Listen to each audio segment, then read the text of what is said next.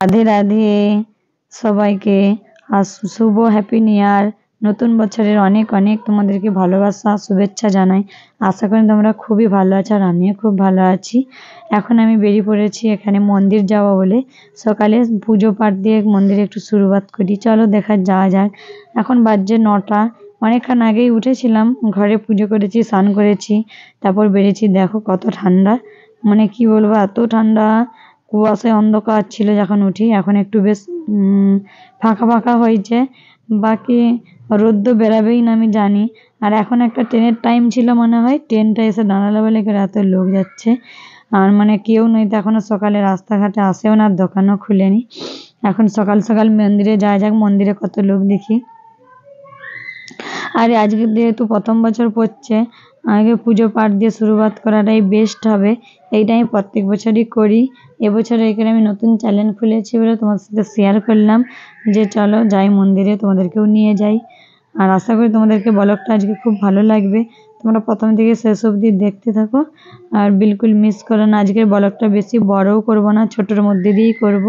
চলো, যেহেতু আজকে আমি কোথাও যাবো কিনা প্রোগ্রাম নেই, তবুও দেখা যাক। পুজো তো আগে সারি, তারপর দেখবো।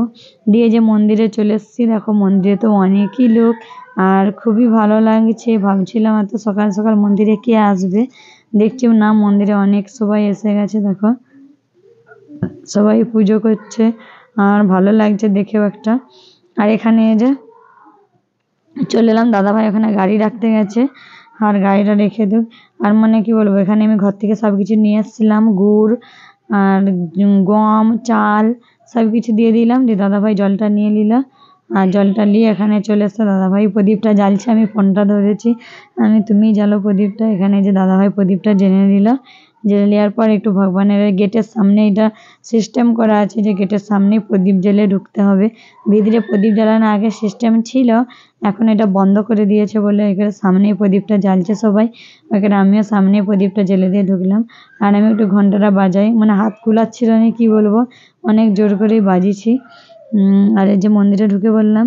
দিয়ে প্রথমেই গণপতি বাপ্পা রাখা আছে, দেখো গণপতি বাপ্পার মূর্তি।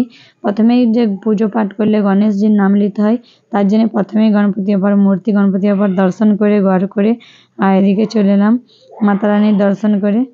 এদিকে শ্যাম বাবা আছে, শ্যাম বাবার দর্শন করে দিয়ে মন্দিরে উঠে চলে এলাম। আর এখানে আজকে যেহেতু প্রথম বছর পড়েছে, আর প্রথম বছর সোমবার পড়েছে, আর সোমবারে তো বাবার কাছে ভিড় হবেই, তার জন্য এখানে অনেক ভিড় ছিল, তোমাদেরকে দেখালাম।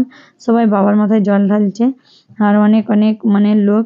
ভিতরে যাওয়া যাবে না, তোমাদেরকে বাবাকে দেখাতে পারবো কিনা জানি না, তার জন্য তোমাদেরকে যাতে একটু দেখাতে পারি তার জন্য আমি সাইডে একটু ইন্তজার করছি দাঁড়িয়ে, যেন দেখাতে পারি। আর সাইডে দাঁড়িয়ে ইন্তজার করলাম। এই যে দেখো দাদাভাই জল দিচ্ছে, আমি দাদাভাই হাতে ধরে রয়েছি। এই তোমরা দর্শন করে এলাও ভোলে বাবাকে। এখানে যে সোমবার পড়েছে আজকে, বই আগেই বললাম, তার জন্য যে বাবার মাথায় জল দিয়ে দিলাম। জল দিয়ে আর এখানে প্রসাদও নিয়ে এসেছি, প্রসাদও দিয়ে দিলাম। বাকি ক্যামেরাতে দেখাতে পাচ্ছি না, কি বলবো, অনেকটাই মানে ভিড় মন্দিরে। আর এইভাবেই দেখাচ্ছি, হাত দিয়ে পুজো করলাম।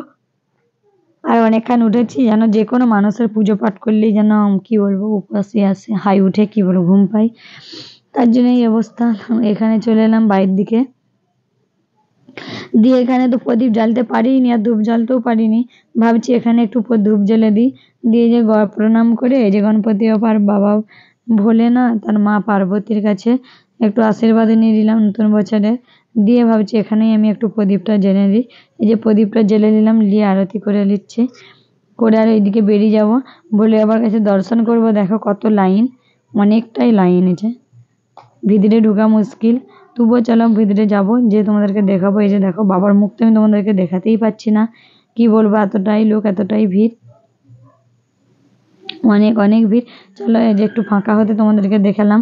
আমি তো অনেকটাই অনেক জায়গায় ইন্তজার করে করে দাঁড়িয়ে দাঁড়িয়ে এসেছি, যাতে তোমাদের সাথে একটু শেয়ার করতে পারি। আমি পুজো করতে এসেছি যে মন্দিরগুলো, দিয়ে পুজো হয়ে গেল, দিয়ে আমি নিচেই নামছি।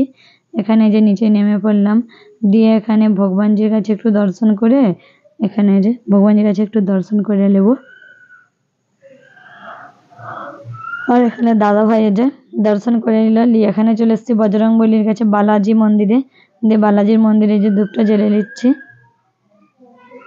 এখন এত ঠান্ডা তো, ঠান্ডাতে এই ধূপগুলো পাকাতে পারিনি, এত মানে কি বলবো শক্ত, বরফের মতন শক্ত, যেন হাত দিতেই পারছি না এতটাই।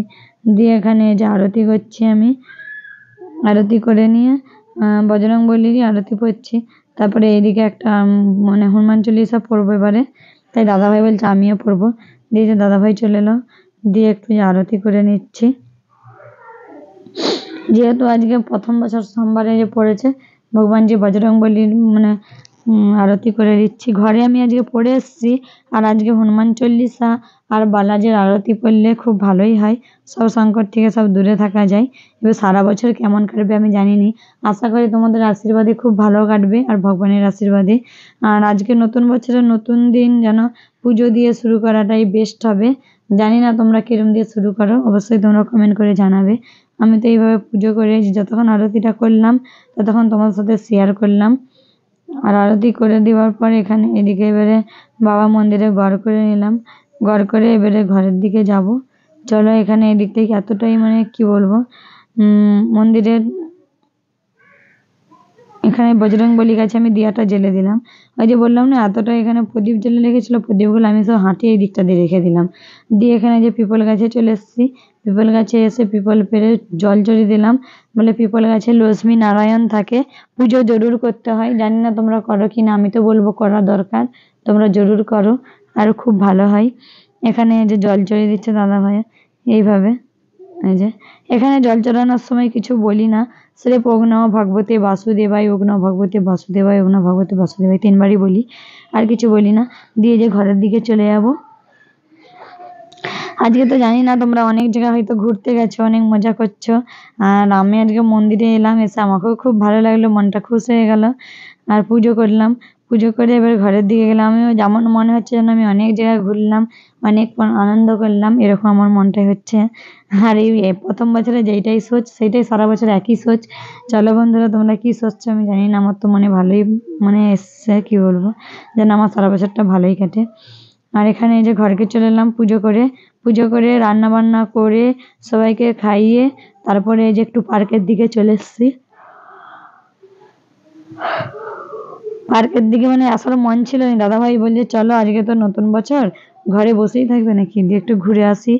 দিয়ে এখানে এসে দেখছি সবাই পিকনিক করছে, আর এখানে এই যে সবাই পিকনিক করছে, আনন্দ করছে, ফুর্তি করছে, আমাদের খুব ভালো লাগলো। আশা করি তোমাদেরকে বড় একটা ভালো ভালো লাইক কমেন্ট শেয়ার করে দিও। Bye bye.